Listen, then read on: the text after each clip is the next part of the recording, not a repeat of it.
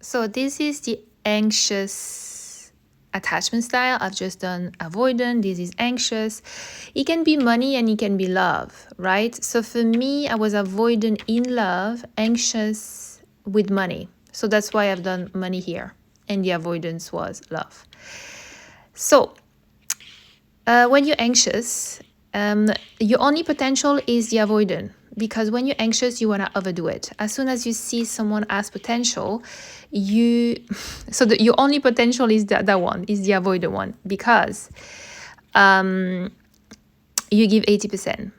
As soon as you see an avoidant, you want to overdo it. You want to chase it. You don't believe that just doing 50% is enough based on your blueprint, so you need to do more. So automatically you want to overgive. The only one that can tolerate your overgiving is the avoidant, because the secure one, you can't really just handle. You're like, oh, you don't even like it. I don't think the problem is from the secure towards you. It's more you towards the secure. You think it is just not exciting enough. And anxious, no. You think that they're too much. You too think you guys are too much, because you are. Because this is a big match. So this is more the anxious in relationship. So what you do is when you give 80% and you have no result, what you do, okay, I have to do more. I'm not doing enough. Or then at some point you're like, I look like a fool. I've given more. Now I want to hide. I want to shrink. So you do the opposite. And then you're like, okay, still no result. So I have to adapt myself. Something is wrong with me. Maybe I should be more like this and like that. And you start to mold yourself into whatever the person wants from you. So you lose yourself in the process, whether it's through work or through relationship.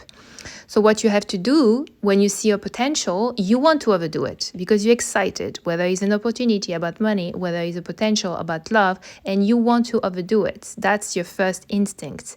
You have to really consciously, when you want to overdo it, you pull back. Just do less than what you would usually do. And for the avoidant, just do more than what you will actually do.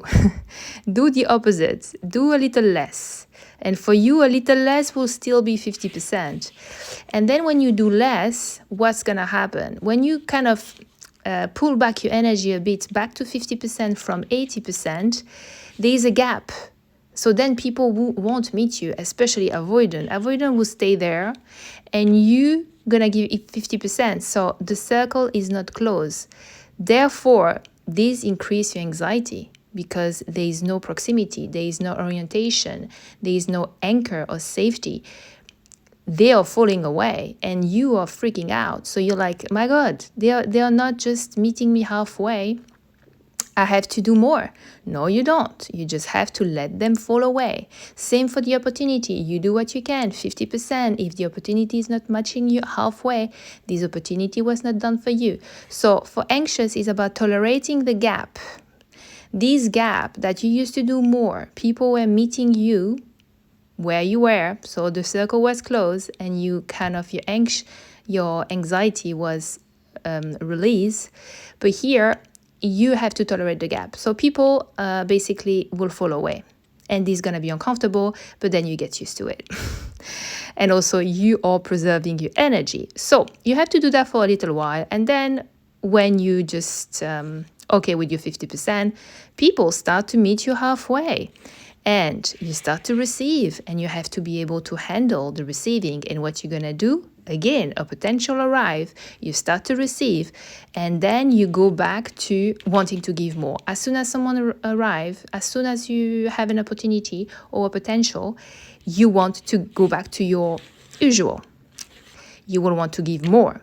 Then you want to adapt, and then you feel ashamed, so you want to shrink. And then this is the cycle back again. So you have to be conscious of that. When you stay here, as soon as someone arrives, you tend to want to give more because you're excited, you are staying in your 50% and you let them give halfway. That's how you rewire your anxious attachment style.